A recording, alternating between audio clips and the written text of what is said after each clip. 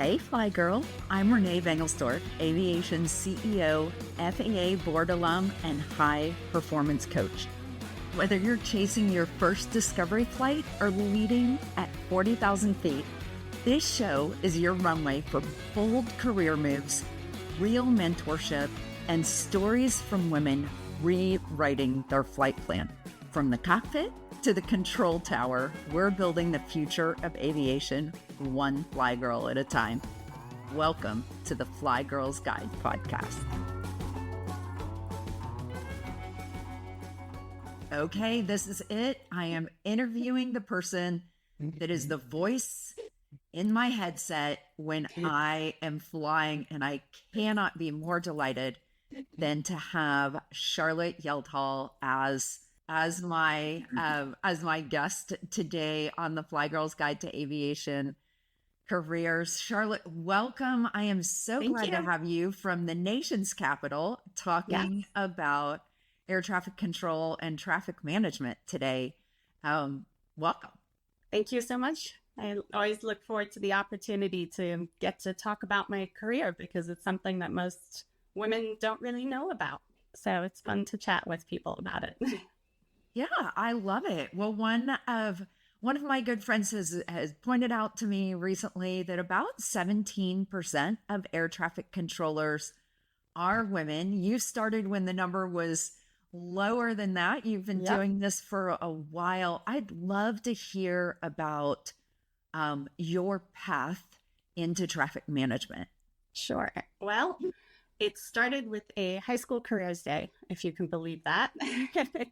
I grew up overseas and my high school had a careers day, and I thought I wanted to be a pilot because we always had to fly to come visit family here in the States. And the pilots who were at the career day were just very unenthusiastic. And so the air traffic booth was right next door, and they brought their PR lady, and she was really interesting. And she had handed me a card and said, if you're interested, give me a call and I'll give you a tour. And so I basically went for my spring break every day because I went on the tour, and then I said, can I come back and sit here again? And that was kind of my intro to what air traffic was. And it was a tower and TRACON center environment because I grew up in South Africa. So they only have one center kind of. And so I got to see multiple facets of what air traffic did. And it was kind of like, oh, I can still play with airplanes, but I don't have to be gone all the time. And that's kind of how I got interested in it. I love it. And in South Africa, they only hire like 20 people a year. And obviously that's kind of a challenge. And we were here on vacation after I finished high school. And my mom said to me, let's go look at this college. They offer air traffic as a degree. And we did. We went and toured. We talked to them about my grades. And they said, we'd love to offer you a place in the fall. And my mother, being very much the go-getter, said to them, you have rolling admissions. How about she starts in January? Keeping in mind, this was about December 20th. So I landed up in Daniel Webster College in New Hampshire, a girl who'd grown up in Africa her whole life, didn't really understand snow, and studying air traffic. And that's kind of how I got into being, a full air traffic controller, because from there, then with the degree, you get the extra preferences to go into the academy, which did take a bit of time because the FAA, unfortunately, doesn't hire as quickly. We've had a lot of issues with hiring due to the fact that we're tied to a lot of funding and all of that. And that's one of the challenges of this career path. But I've been fortunate enough to do so many different versions of air traffic, and that's what I really enjoy. I'd love for you to explain a little bit about that to us, because not all people will understand that there are a number of different positions, and those have some different responsibilities. So can you explain a little bit about the different roles that you've held and what those responsibilities look like? So I've worked in the center environment, which is the high altitude, sort of high and by a lot of the time. We generally are working with people who are at flight level 180 and above. And that's a much wider scope. So for Washington Center, kind of the broad parameters of who we handle. We go from New Jersey, Atlantic City, New Jersey, all the way down to the Carolinas, and then we push out into West Virginia and Ohio and a little bit that side, New York and such. So we've got a huge responsibility, and within the center, there's different areas that specialize just in their sections. So it's not just, you don't have that whole area of responsibility as a controller. And now as a traffic management person, that is my purview, the entire center. Yeah. So those are all, for the most part, jets flown by professional pilots. They're all on an instrument flight plan. So you're handling experienced aviators in that flight level at 18,000 feet or above. And some of our areas do go all the way down to the ground and handle aircraft off the ground, which is a challenge as well. But generally in the Washington area, most of our airports are towered. So that is what I have experience in as well. I worked at Andrews Air Force Base, the home of Air Force One. And that was a really exciting experience for 2 years, because you get to not only handle the president and all of those dignitaries, but it's a huge mix of both civilian and military aircraft that are coming and going. So we had, heavy jets that are tankers and fighter jets that are doing their maneuvers for practicing, and helicopters. And that really gave me an eye-opening idea of what different airframes are capable of, because they really are quite different. And then I moved over to Dulles Airport and did that work there on and off for over a decade, because I did a stint in traffic management, went back to the tower, went back to traffic management.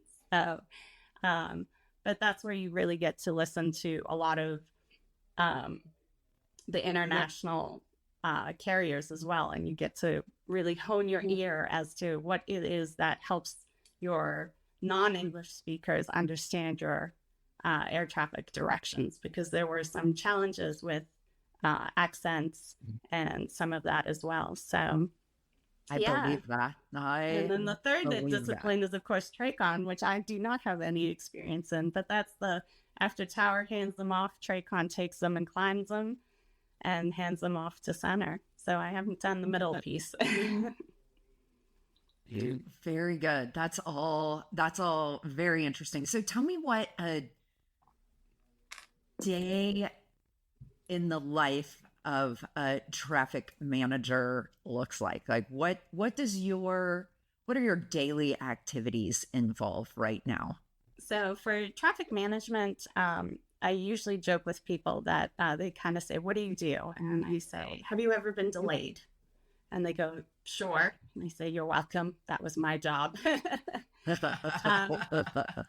And what traffic management really our general purview is, we start at Washington Center at 5 a.m. is when the first person walks in the door, and they're just kind of getting the day started, deciding on where our busy airports are going to be for the day. Some of them are the same every day. So if we need an APRAC to a specific airport or we need to slow something down, they're also getting the weather information from our meteorologists to kind of decide on, do we need to talk to the command center, who works with us to create weather playbooks and to reroute people if we need to do that.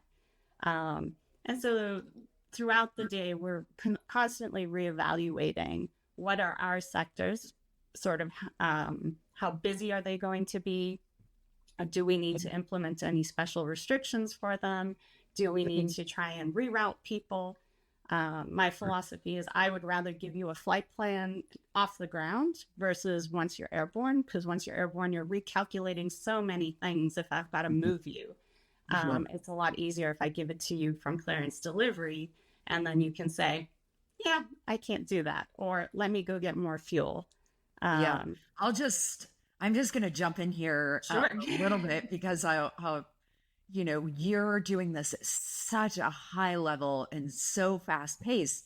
But if I dial it back to my experience as a private pilot, when you're talking about rerouting, you're not talking about telling me I need to land in Tulsa instead of DFW, usually.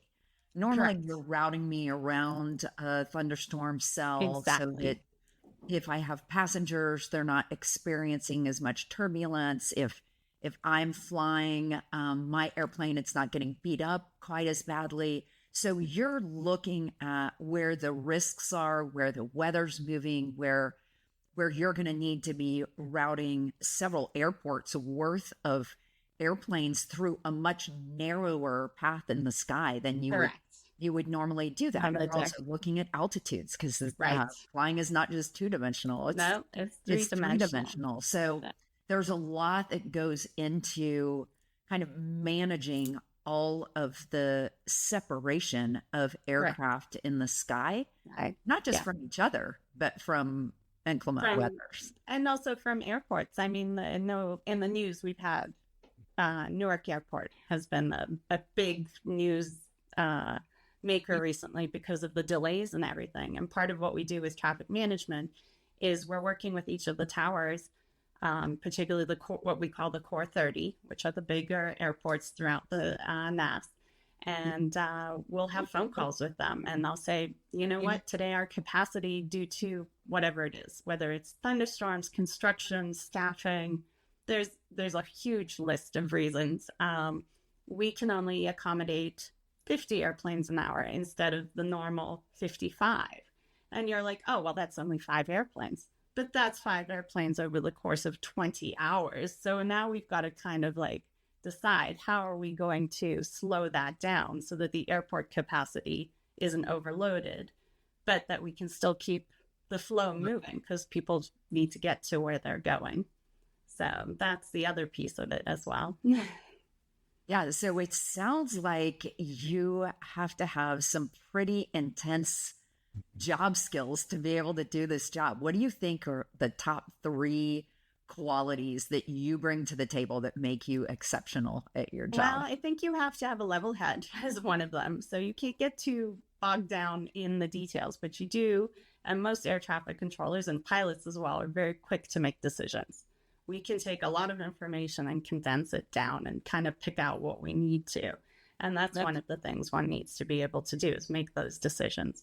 And particularly with traffic management, we're coordinating not just within our building, but with so many other people. And so part of that is having the communication skills. Obviously, as a controller, when I tell a pilot turn right, I need you to do it immediately. As a traffic management person, I'm now going into negotiating. Hey, if I give you a little bit of this, can you do that for me? And so that's more of the skill that we use a lot more in traffic management, is sort of negotiating with command center, with another center, with a tower. So, yeah. I'd say And those are then you kind of have the to 3 things. babysit all of us and make sure that we actually heard you and we're doing what Right. you instructed us to do because it's mission critical for you. So yeah, it's been really interesting to learn it from this side for sure. So I'm hearing quick decision making, level-headed, and then communication, either in negotiation or in a commanding way. Absolutely. Sometimes we have to just say, nope, we cannot take those airplanes. Or we'll say, we can only take 2 more. So now you'll need to hold. And we even communicate that as traffic management to our controllers. So I'm telling my controllers in their areas, I need you to do this. Or my towers, that thunderstorm's about to hit. You can't launch any more planes. It's not safe. And so that's definitely a big piece of what we do. Yeah. So what do you feel have been the leadership skills that you've developed over the years where you've seen yourself grow? It's given you more confidence. It's given you quicker decision Oh, making. for sure. What are some of the things that you've done? Well, I think overall, air traffic kind of pushes you into leaning into being assertive. And I don't know that I was necessarily as assertive as I thought I was when I started my career. And there's many ways of showing that assertiveness. For me personally, it's more of a quiet version of it. I have a coworker who laughs because he says when my mom voice comes out that he knows I'm serious. That, no, I'm not doing that right now kind of thing. So I've definitely learned how to communicate with as in traffic management, we have supervisors as well, and we work very, very closely with them and the floor supervisors. And that's one of the pieces that I love in traffic management is that communication back and forth with our supervisory staff, because they're the ones making those decisions and we're advising them on a lot of that. And so being assertive and I decided I need to make this decision, you need to do this, and they go ahead and do it. In air traffic in general, just having that piece of you're always managing something. So you learn a lot of management skills just in general. You're having to, whether it's manage the frequency, manage the flow, decide on what order you're sending people. There's a lot of different decisions being made with that. So that's part of the management side of it.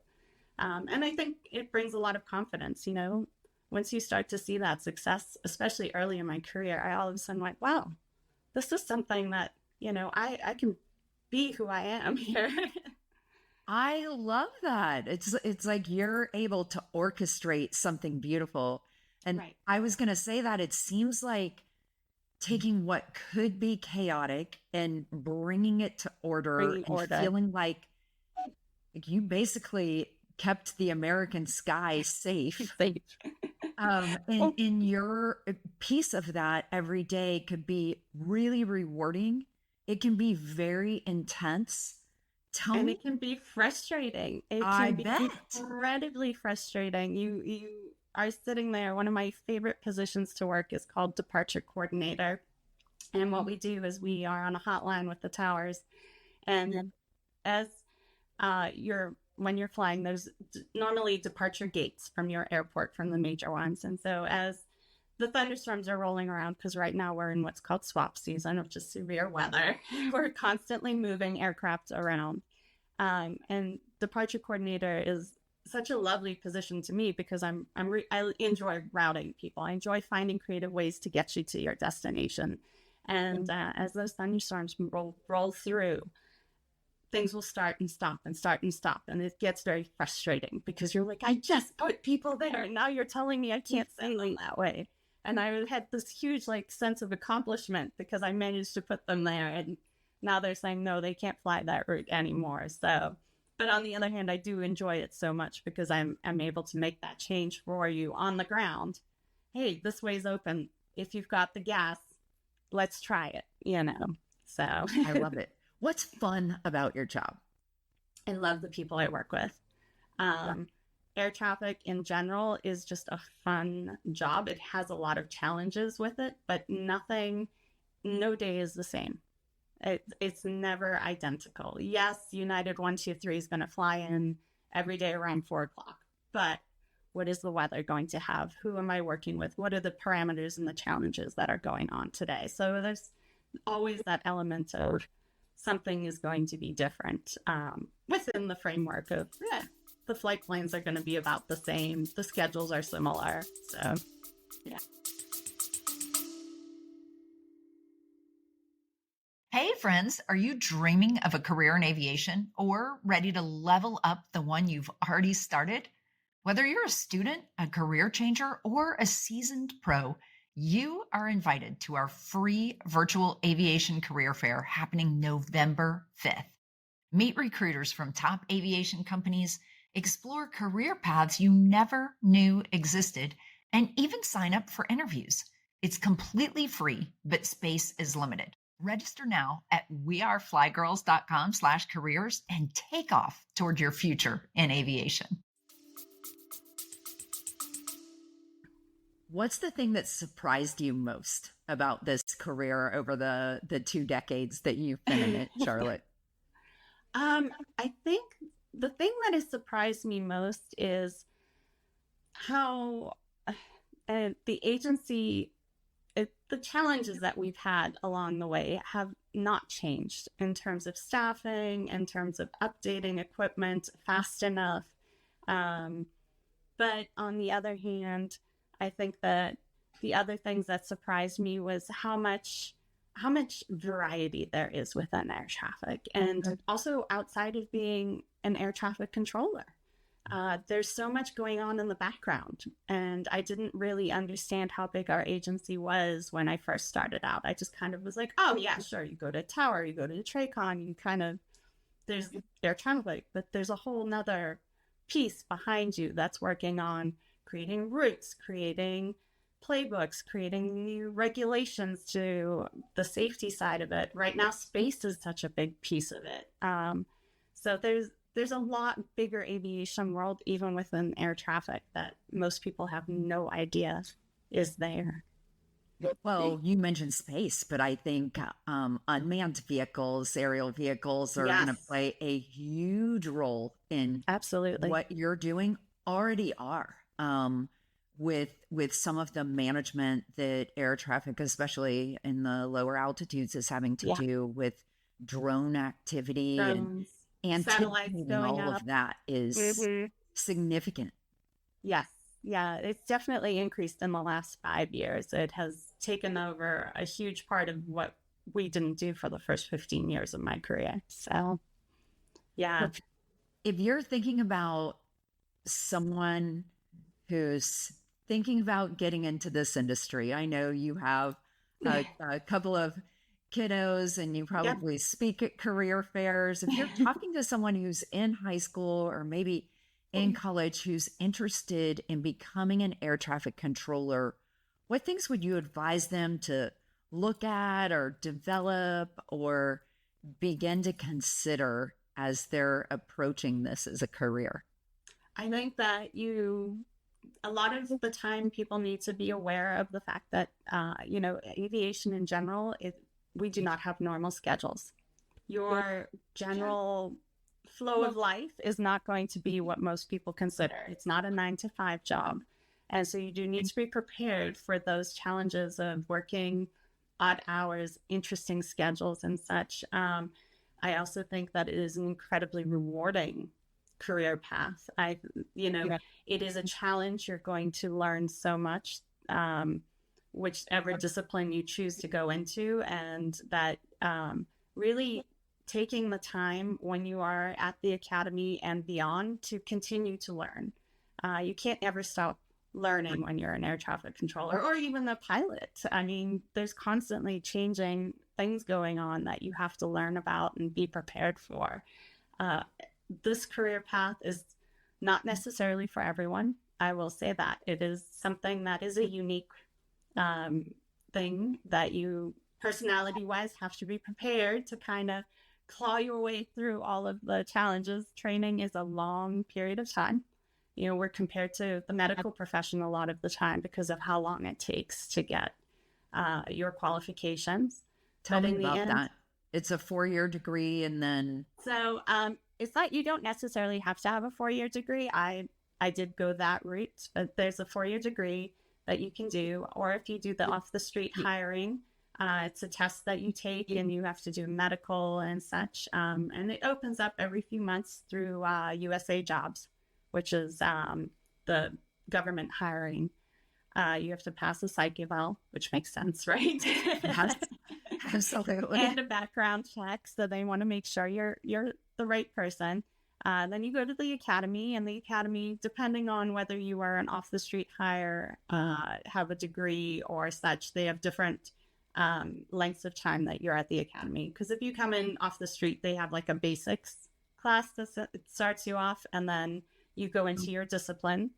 And from there, then while you're at the academy, you select where you will be starting your career. And that's also a big challenge for a lot of people because it's kind of like the military. You get sent where they need you initially. You can move within the agency, obviously. And the training, depending on where you start, is anywhere from a year to 5 years to become fully qualified. So it on the job does take quite a while. It's not a simple, hey, I took a test and I'm done. That's actually really comforting to me as a pilot to know how well trained people are. One thing that I would say, and this was so helpful for me as a brand new pilot, is that I think that one great thing that students can do to prepare for a career in air traffic is actually go up in an airplane, whether they take some Absolutely. instruction or they just see what it's like sitting in the cockpit, Yeah. especially of a small airplane where you're not going as fast and you're flying VFR, Yeah. to understand what pilots are seeing as they're coming in and what their environment's like, and kind of that workload in the cockpit while they're trying to make decisions and Yes. communicate.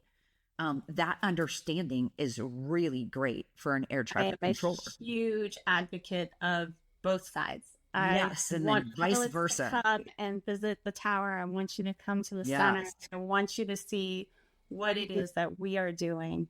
And as you say, and we do have what's called the FAM program. It is a bit more challenging than what it was about 20 years ago. You used to be able to just show your badge and get up front and fly. But there, we do still have what's called the FAM program, and you can go and sit up front. And when I was a dispatcher, which I did prior to becoming a controller, I flew all the time up front. And just the communication is so much better with your pilots when you do understand what they are going through. And also equally when they know what your face is. You know, there's a different level of, oh, yes, I know that person. I've actually had a conversation face to face with them. Now I feel more comfortable with them. And it's kind of cute, but my kids, when we fly, we always bring chocolates for our crews. So we bring a bag for the front for the pilots, and we bring a bag for the flight attendants. And my elder son loves to go up front and hand over those chocolates. And then often I'll kind of peek in and say, hey, I'm a controller. Just wanted to say hi. But I do think it gives that same kind of level of, hi, this is the face behind the radio, you know. So That's so great. Do you have any favorite aviation quotes or movies or like a mantra that you live by in your career? Oh, I don't know that I have any favorite quotes per se. I mean, my kids have been watching Top Gun and the second Top Gun recently, so I think I've kind of overwatched those. But I think in general, my general idea is be confident and clear. And faster isn't always better when it comes to air traffic. I know a lot of controllers speak really quickly, but you know, if I slow it down just a little bit, you're going to hear me better. So that's kind of when I was on the radios talking to pilots, I would, on a busy night, try and slow it down a little bit so you'd catch it the first time. That is a great mantra to live by. Charlotte, thanks so much for participating in the Thanks Fly for Girls having Guide me. to Aviation Careers podcast. I have loved having you as a guest. Well, thank you for having me. It's been a pleasure to have a good conversation about aviation.